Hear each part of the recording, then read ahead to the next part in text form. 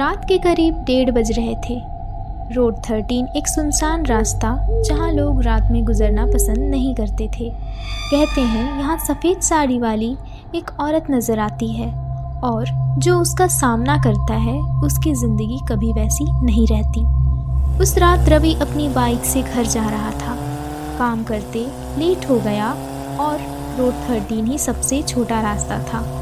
उसको पता नहीं था आज रात उसकी ज़िंदगी बदलने वाली है। रवि अपनी बाइक को धीरे धीरे चला रहा था। स्ट्रीट लाइट्स कहीं कहीं बंद कहीं फ्लिकर हो रही थी। पेड़ों की लंबी छाया रोड पर पड़ रही थी। बाइक का इंजन हल्की आवाज़ कर रहा था और हवा की गूंज उस आवाज़ को दबा रही थी। रवि सोच रहा था बस थोड़ा और आगे, टर्न लेकर सीधा घर। लेकिन रोड 13 का अंधेरा उस पर जैसे बोझ बन रहा था। दूर बाइक की हेडलाइट की रेंज में एक सफ़ेद साड़ी वाली औरत बीच रोड में खड़ी थी। रवि ने ब्रेक्स हल्का दबाए। स्पीड 20 से 25 तक आ गई। वो धीरे से उसके पास से निकलने लगा। उस औरत का चेहरा साफ नहीं दिख रहा था। बाल हवा में हिल रहे थे। रवि ने सोचा कोई ट्रैवलर होगा, पर कुछ अजीब था। रवि रुकना नहीं चाहता था। उसने हल्की हॉर्न दी पर कोई रिएक्शन नहीं। वो बस बाइक को स्टेबल रखते हुए वहाँ से निकल गया। रवि 300 से 400 मीटर आगे आ चुका था। उसने बाइक के साइड मिरर में देखा और उसकी सांसें थम गईं। जो उसने मिरर में देखा उससे उसका खून ठंड पड़ गया। वही औरत अब रोड के किनारे, पर हर पल वो फ्रेम के हिसाब से गलत जगह दिख रही थी, जैसे वो टाइम के रूल्स के बिना मूव कर रही हो। रवि ने थ्रोटल बढ़ाया पर औरत मिरर में और करीब दिखने लगी। रवि का दिल ज़ोर से धड़क रहा था। उसने हैंडल को टाइट पकड़ा। फिर उसने मिरर में एक और नज़र डाली और उसकी रूह कांप गई। रवि बाइक पर अकेला नहीं था। बाइक के पिलियन सीट पर आधी बैठी हुई वो सफ़ेद साड़ी वाली औरत थी। उसका चेहरा झुका हुआ था। उसके ठंडे हाथ रवि के कंधे के बिल्कुल पास। रवि की सांसें रुक गईं। डर के मारे उसका बैलेंस हिलने लगा। बाइक हल्का सा वॉबल हुई।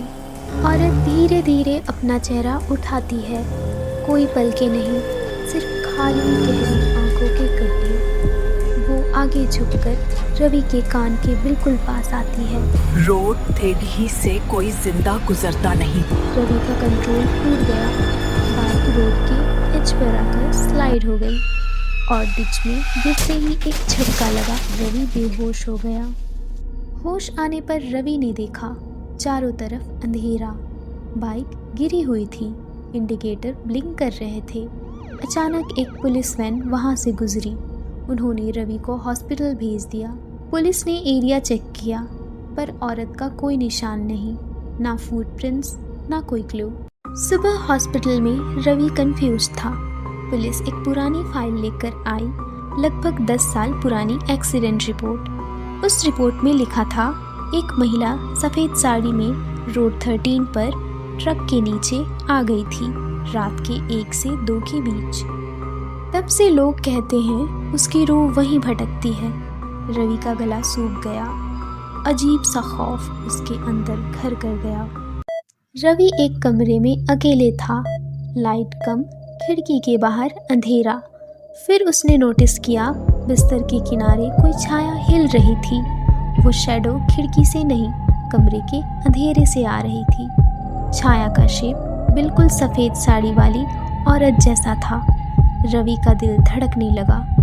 उसने महसूस किया कोई उसके पास खड़ा है। औरत की वो सर्द आवाज़ फिर सुनाई दी।